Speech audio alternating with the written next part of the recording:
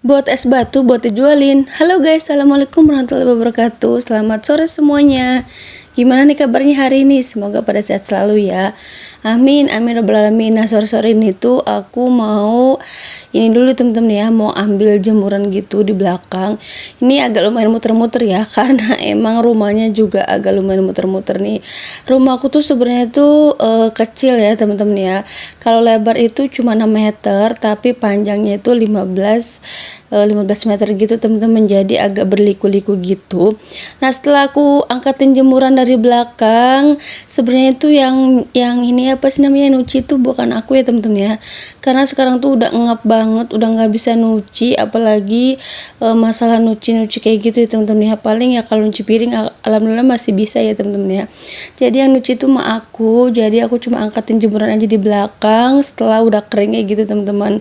Nah, setelah udah diangkatin jemurannya dan udah aku taruh juga di dalam rumah, karena emang udah sore juga, lanjut aja aku mau cuci piring, karena ini piringnya agak lumayan banyak juga ya di wastafel, jadi takutnya keburu nambah banyak, langsung aja aku cuci semuanya sampai bersih. Sekarang tuh aktivitas tuh terbatas banget, apalagi dalam kondisi hamil yang bentar lagi mau launching ya temen-temen ya. Jadi apa-apa tuh emang bener-bener terbatas banget, susah digerakin dan ngap juga ya. Dan apalagi tuh kelamaan berdiri atau kelamaan masak gitu kan, perut juga jadi kram. Jadi kalau seandainya udah agak lumayan lama gitu kan berdirinya kayak nyuci piring nih, nanti istirahat dulu, duduk dulu, nanti udah agak lumayan baikan gitu kan, biar enggak kram juga gitu kan. Itu antisipasi sih buat aku, agar perut aku tuh nggak terlalu kram juga, soalnya emang rentan banget kram-kram kayak gitu, apalagi keseringan berdiri, keseringan jalan, apalagi keseringan tidur ya teman-teman ya.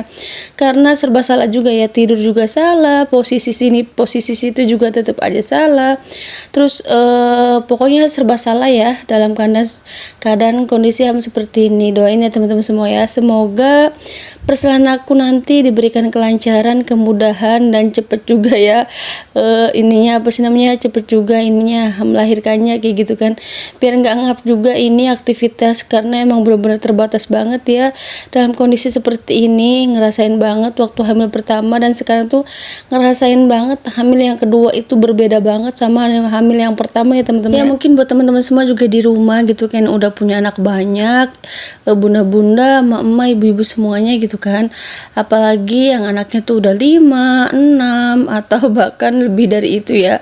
Itu tuh kayaknya sih setiap hamil tuh berbeda-beda setiap anak itu ya, karena emang aku tuh ngerasain juga nih sekarang. Waktu hamil pertama tuh aku tuh biasa aja, pokoknya aktivitas dari awal trimester awal itu sampai trimester terakhir menjelang melahirkan tuh ya biasa aja, kayak nggak ada rasa apa-apa gitu kan. Tapi kalau hamil kedua itu bener-bener loh teman-teman, kayak rasanya tuh gimana ya, berbeda banget lah ya, hampir 99% itu perbedaannya tuh emang ngerasain banget, kayak pinggang suka sakit, perut juga suka kram, kaki sering capek, terus kemana-mana tuh kayak gimana ya, rasanya tuh nggak enak gitu loh teman-teman. Kalau nggak penting-penting banget tuh males banget kalau keluar rumah ya, pengennya tuh di rumah aja rebahan sambil nonton TV sambil main HP, itu pun ya kayak gitu aja sih temen-temen ya. Dan rasanya tuh kayak panas banget, emang kayaknya mungkin cuacanya juga ya yang lagi musim kemarau gitu kan, jadi rasanya tuh kayak kering itu bercucuran, dan juga perlu udah mandi, habis mandi, pokoknya walaupun apa sih namanya tuh di depan kipas angin juga ya, di bawah AC, tetap aja kering itu bercucuran aja. Nggak tahu ini mungkin emang cuacanya juga ya teman-teman. Setelah tadi nyuci piringnya selesai, lanjut aja aku ambilin plastik, ini tali rapia sama gunting dan teko kecil buat aku bikin es batu ya teman-teman ya. Karena es batu di dalam kulkas freezer aku tuh tinggal sedikit, jadi biar cepet gitu bekunya ya, jadi langsung aja aku bikin, takut nanti ada yang beli banyakan gitu, tahu-tahu di freezer kulkasnya itu lagi kosong banget teman-teman. Sebenarnya sih ini tuh aku nggak niat jualan ya, karena emang tuh ada saudara gitu kan yang minta dibikin es batu, karena dia juga kan buka warung es gitu, jadi biar supplier lah gitu ya teman-teman ya, ibaratnya kayak gitu. tahu-tahu kesini tahu-tahu banyak juga yang beli kayak gitu kan.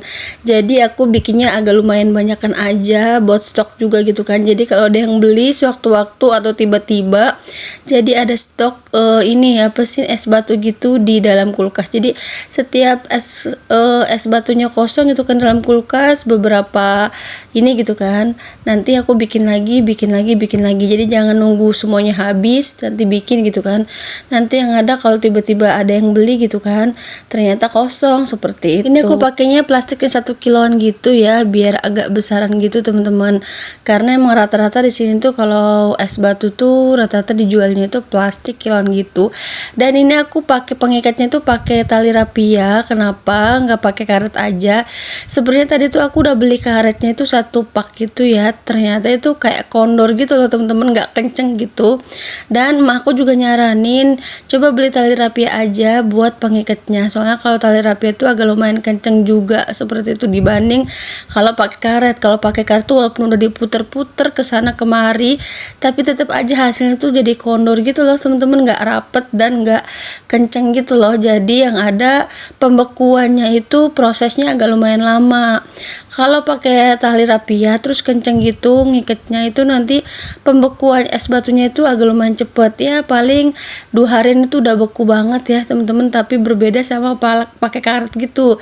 Kalau pakai karet tuh biasanya agak lumayan lama, bahkan nyampe 4 harian gitu pembekuannya prosesnya ya, karena emang kondor juga. Jadi tuh ngaruh banget ya teman-teman buat pembekuan es batu. Jadi harus bener-bener ngikutnya tuh harus rapet dan tidak kondor gitu, harus kenceng ya tentunya teman-teman. Daripada kulkas kosong terus freezer juga kosong, jadi aku manfaatin aja buat ngisi es batu gitu. Karena emang ada ide juga gitu kan dari saudara yang buat supplier es batu gitu. Jadi inisiatif aja, tahu-tahu banyak yang laku juga kayak gitu teman-teman. Karena emang di tempat aku tuh di sekitar deket-deket rumah gitu banyak juga yang jualan-jualan es gitu. Jadi suka pada beli gitu di sini ya teman-teman ya. Padahal aku tuh nggak pernah ini ya, maksudnya kayak gimana ya, ada yang mau beli nggak gitu kan. Tahu-tahu orang-orang tuh pada tahu sendiri aja kayak gitu. Ya palingan aku bikin story aja gitu kan di WhatsApp, ternyata orang-orang pada tertarik juga dan pada berminat. Karena emang tempatnya juga deket juga kan dari rumah gitu. Jadi terjangkau juga. Terus harganya juga es batu aku bikin pasaran aja teman-teman, karena emang ngikutin pasaran aja. Harganya segini ya udah aku jual juga segitu ya, nggak aku mahalin dan nggak aku murahin juga. Jadi biar teman-teman yang jualan es batu itu nggak merasa tersaingi kayak gitu. Sebenarnya sih aku nggak niat jualan, cuman karena emang ide dari saudara juga gitu kan. Tahu-tahu bermanfaat juga, lumayan kan buat jajan-jajan anak juga kayak gitu teman-teman. Jadi buat teman-teman semua nih yang punya kulkas atau freezer, daripada nganggur gitu kan, jadi manfaatin aja buat bikin es batu gitu loh. Lumayan juga, apalagi nanti kalau bulan puasa itu ya, menjelang bulan puasa pasti otomatis es batu itu dicari-cari sama orang ya, karena emang dibutuhkan juga buat pembukaan puasa gitu loh teman-teman. Karena aku juga sendiri ngerasain banget kalau bulan-bulan puasa itu pasti yang terutama itu yang dicari itu apa, es ya teman-teman ya. Karena lagi aus-ausnya gitu kan, siang-siang udah puasa seharian, minum-minum yang seger-seger tuh jadi rasanya tuh di tenggorokan tuh kayak gimana ya, seger banget lah. Untuk air 1 galonnya aja itu udah dapatnya banyak ya teman-teman. Ini kalian bisa lihat sendiri dapatnya itu agak lumayan banyakan juga, dan ini juga di galonnya juga masih ada setengah lah ya airnya kayak gitu. Dan ini tuh aku nggak bikin semua air galonnya, secukupnya aja, ngitungin apa sih namanya yang ada di kulkas aja gitu kan, beberapa kekurangannya.